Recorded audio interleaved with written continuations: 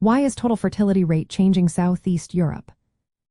Imagine a region where families are getting smaller, and the future looks a little different than it did decades ago.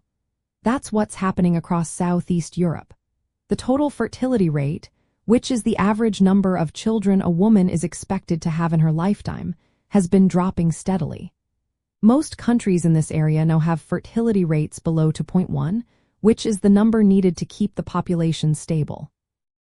One big reason for this change is how women's roles in society are evolving. More women are going to college and starting careers, which often means delaying marriage and having children. When women focus on education and work, they tend to have children later or decide to have fewer. This shift impacts the overall number of births in the region.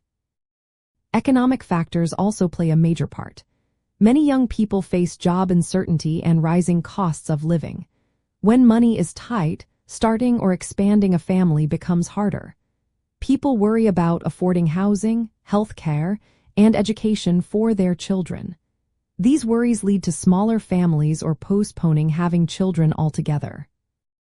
Migration is another key factor.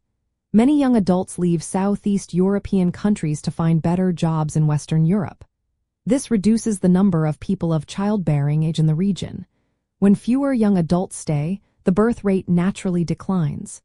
At the same time, the population is aging.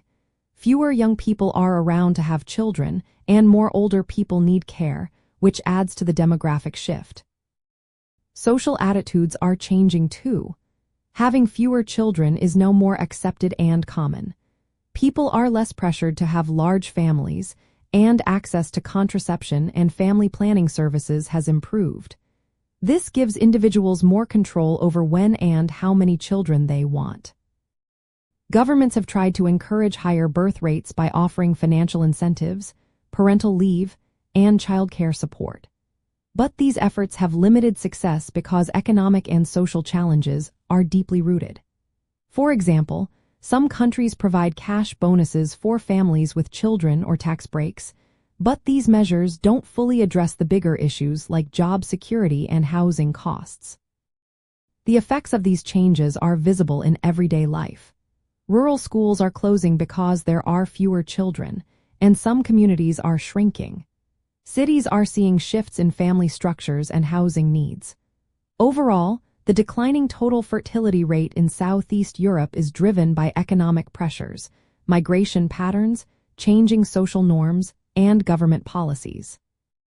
These factors are shaping the future of families and communities in the region, making it a fascinating and important demographic story to watch.